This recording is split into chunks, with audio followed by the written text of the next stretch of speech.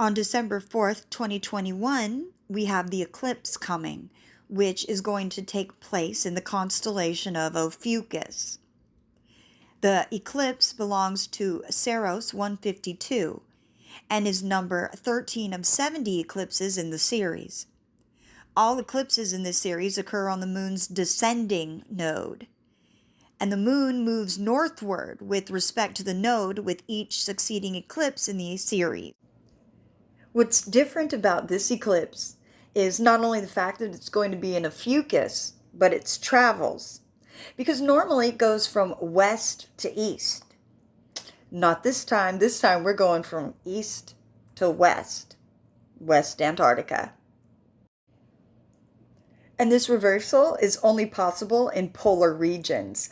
And its path is going to, I forgot, it's going to do something though. Take two. It's going to pass over Berkner Island. And then it's going to traverse an arc over the continent. Then it's going to exit and pass over Good Shepherd Island. Wait, it just says Shepherd Island. I added that it was good. But God is good, man. God is good. I know this isn't the standard picture that most people use, but feminine energy is going out. And a lot of people don't know that the serpent bearer was originally a woman. Yes, she has only been popular for a few years. She's always been around, but she's often overlooked. Boy, can I relate to that. So she is the serpent bearer. This isn't the standard picture that you usually see when you look at Ophiuchus, but I like this one. So let's talk a bit.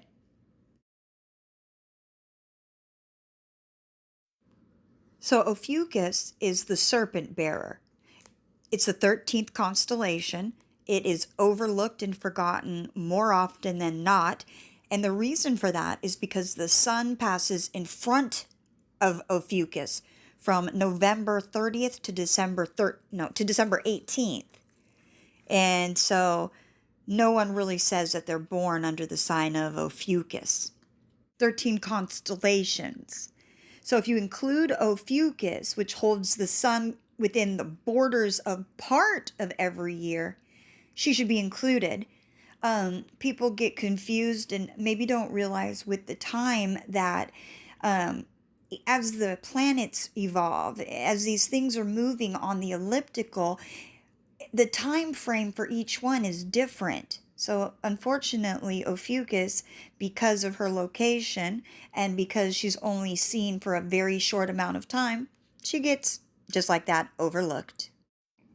If you're looking for an easier way to find Ophiuchus, you can look for Rosselhag, which is the second magnitude star, and it highlights the head of Ophiuchus. So I'm going to post some charts up so that if you kind of want to look for her, you can find her.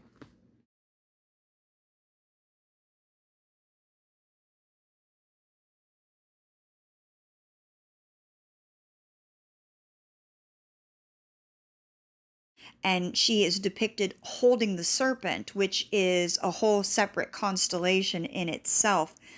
And Ophiuchus is a physician who actually made healing potions from the serpent venom.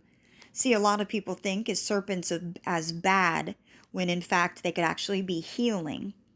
And what she was known to do was mix them with Gorgon's blood and some other unknown herbs. And then this portion gave humans immortality, basically. Here are a few other pictures of Ophiuchus.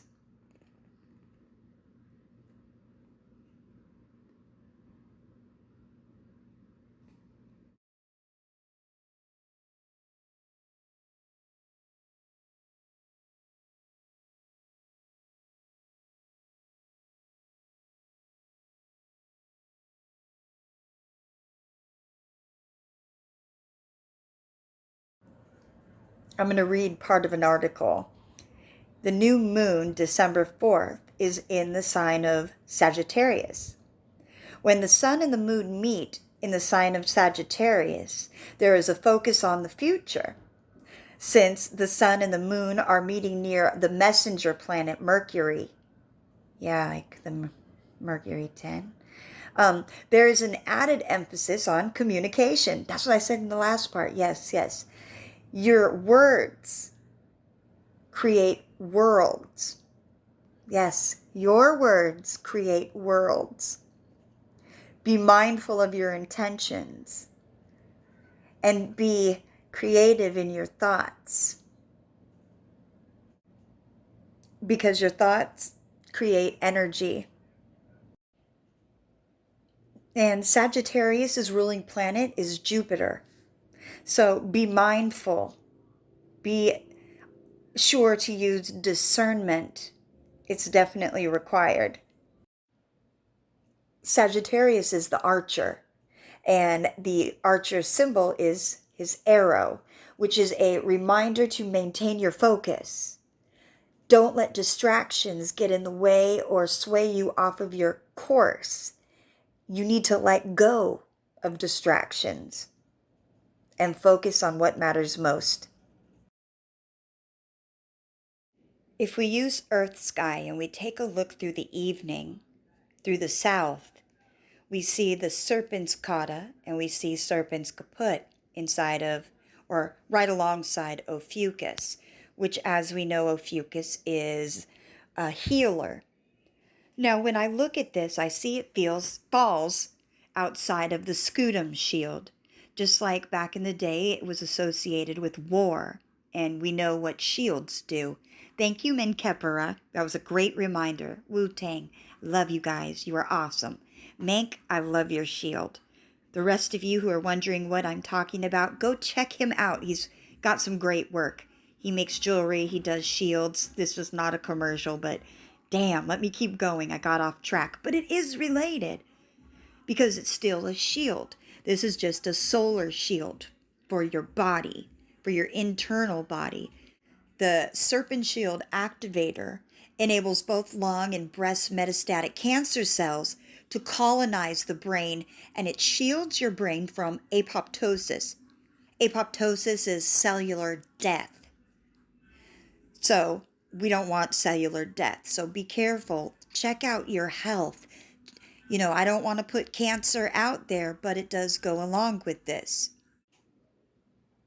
I'm sure by now most of you are familiar with silent weapons for quiet warfare. Now, with the ELF waves that are going through the air and the other chemicals and carcinogens. In other words, take care of your mental dome, your spiritual home. Take care of your health. Take control of your life. Make decisions today that are going to help you for your future. That's what I think this eclipse should bring us. Good health, good vibes, harmony, compassion, and oneness. So this next part, last part, is very personal to me. When I was very small, and I've talked about this before, I wrote my first book at 4.5. The name of my dog in the book was Chiron, which I would sometimes call Chiron, or Chiron, which is interesting because with Ophiuchus, let's talk about the history of Ophiuchus. I'm going to read this part. It's a hard reminder. I remembered this when I was very, very small. I have the mark on my leg to prove it. Asclepius. In Greek myth, Ophiuchus represents the god of medicine. Asclepius was the son of Apollo and was taught by Chiron, the centaur. He learned how to bring people back from the dead, which worried Hades. The god of the underworld asked his brother Zeus to kill the medicine god. Chiron, in Greek mythology, one of the centaurs, the son of Titan Cronus in Philera, the name that I can't pronounce, sorry. The nymph, the sea nymph, shit. Unlike other centaurs, though, who were violent and savage, this one was famous for his wisdom, for his knowledge, for his medicine.